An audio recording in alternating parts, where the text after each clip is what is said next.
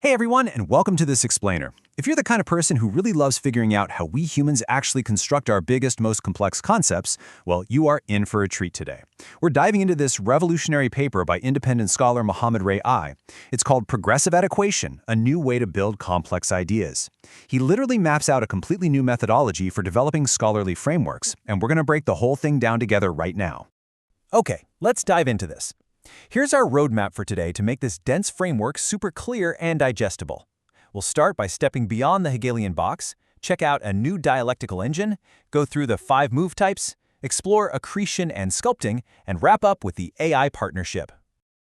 But before we get bogged down in all that heavy academic terminology, I really want to ask you a very human question. How do we actually build complex theories? Seriously, think about it for a second. When you've got this massive, intricate idea, how does it go from being just a fuzzy little intuition in your brain to a fully articulated, structured framework? Historically, academia has relied on these really rigid, linear formulas to explain this. But our actual lived human experience of discovery, it's way more organic than that, isn't it? So to understand how we get there, we've got to clarify a foundational concept first, dialectic. Now, when you hear that word, you probably immediately picture a heated debate, right? Or maybe some strict logical argument designed to prove somebody wrong. But Ray defines it much more broadly. He calls it a mode of inquiry where thought advances through successive responsive engagements with its prior states toward greater adequacy. Basically, it just means your idea has movement. It's actively responding to what you just figured out, and it has direction.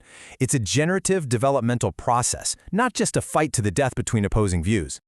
All right, moving into Section 1, Beyond the Hegelian Box. Let's see how we escape those old paradigms. So, the crucial point here is understanding the historical context that we've kind of been trapped in. For 2 centuries, philosopher George Wilhelm Friedrich Hegel has been the dominant force in how scholars view dialectics. Hegel's system was totally driven by determinate negation, basically tension and contradiction. It was this linear, single-track process that forced a synthesis toward a very predetermined endpoint. But contrast that with the modern challenge. Today's thinkers are operating across multiple disciplines at the exact same time. We deal with complexity, emergence, nonlinearity. Hegel's rigid, one-directional system, it simply doesn't fit the messy, high-dimensional reality of modern problem-solving. We absolutely need a tool suited for today. Which brings us to Section 2, a new dialectical engine. This is all about generative inner pressure. Now, what's really interesting about this slide is how Ray completely shifts the power source of intellectual discovery. The old Hegelian engine literally required tension. An idea had to clash with its opposite, negate itself, and destroy the prior state just to move forward. But Ray pivots away from that. He introduces what he calls generative inner pressure. Sometimes you aren't fighting a contradiction at all. You just have this positive aha intuition that demands articulation. You spot a gap, an insufficiency, and you just want to fill it from a place of wholeness. It's like you're cultivating a seed rather than testing a hypothesis to destruction. And because we have this brand new engine, we're moving through a completely different landscape. Instead of Hegel's linear staircase where you're trudging up one unrepeatable step at a time with a single-track mind, progressive adequation operates in a high-dimensional phase space. I know that sounds complex, but it basically means a scholar can iteratively track tens of interrelated concepts all at the same time. The process features what Ray calls local openness and global convergence. Think of it like a fluid, multidimensional terrain. Each individual move you make isn't strictly pre-planned, but the overall system pulls you almost like a magnet toward the adequate articulation of your initial idea. The direction emerges naturally, it's not predetermined from the start. Let's move to Section 3, the 5 move types, and see how this builds into a real toolkit for ideas. So let's walk through these 5 specific move types that scholars actually use to interact with their developing ideas. First up, clarification. This is resolving something that's already there but maybe opaque or underspecified. Second is correction, simply fixing a factual or logical error.